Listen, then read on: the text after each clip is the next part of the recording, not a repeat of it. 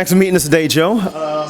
It's been a pleasure having you on Terry TV. So exactly, how have you been? How have you been recently? I've been great, thank you. Been doing lots of different things, a bit of TV, a bit of coaching, going to La Manga with players, so a varied life.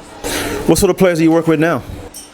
Working with up and coming from 9 years old up to 21 at the moment. All right. Yeah.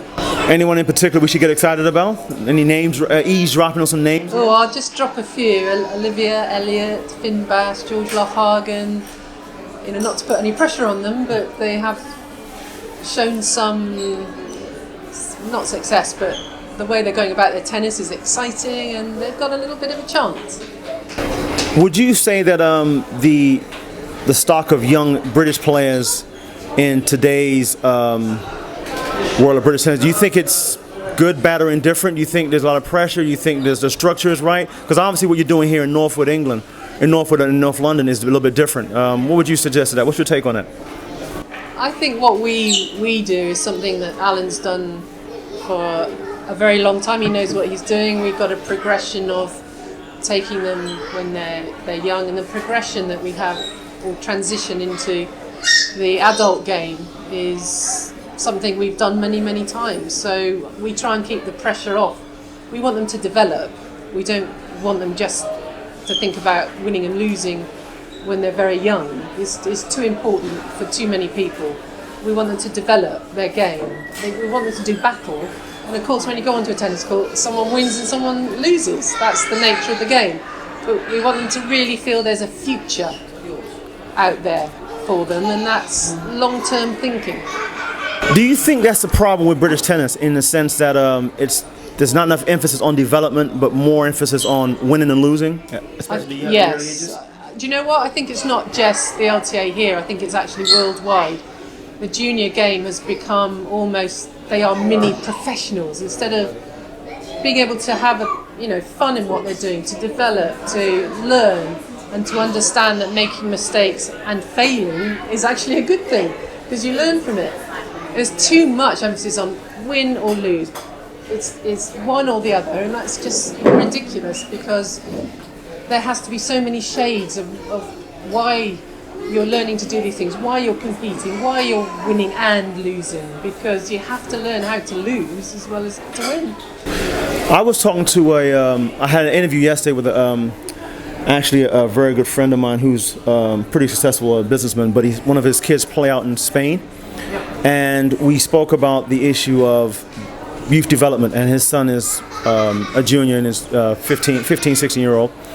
And one of the things that they emphasize out there in Spain is just that, development. And they compete, and the competition is quite fierce. However, they want them to enjoy winning and losing, or enjoy the battles. Do you think that'll ever get to the stage in this country where that could be created? Is it impossible to create it? I think it's very difficult to create it. We've got kind of a monster, I think, developed in this country, because we are one of the Grand Slam nations. So we have a lot of money come from Wimbledon, right? And I think people are wondering, what happens to the money? Where's the money going? If we want a bit of that money for our child, what does it take? And it seems to take results, winning, losing, and it's judged far too early, in my opinion.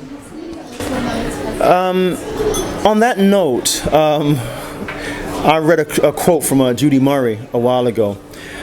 This was around the time that the LTA had constructed its headquarters in Roehampton. And as you know, the LTA no longer exists as it once was. It's now called the Big Elephant.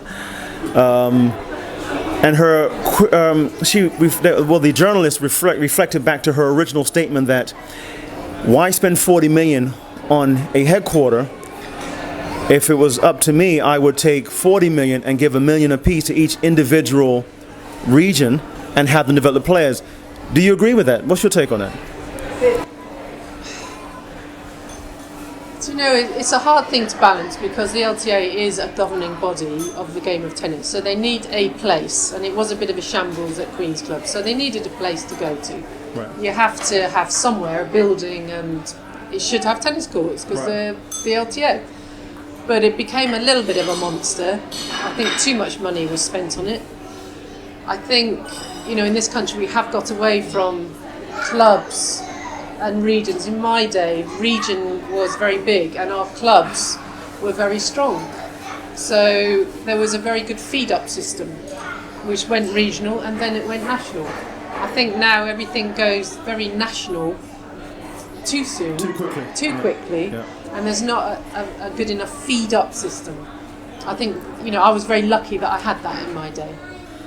We'll touch upon that in a minute. Just one more thing on the LTA. The outgoing chief exec, Roger Draper, some argue did a fairly decent job. Some argue he wasn't good at all. I had a chance of meeting the guy a few times. I got along very well with him. Do you think it's a bigger job than Michael Downey, who's now been brought in as chief exec? Do you think that's a good appointment? Or do you feel it could have been done with somebody English?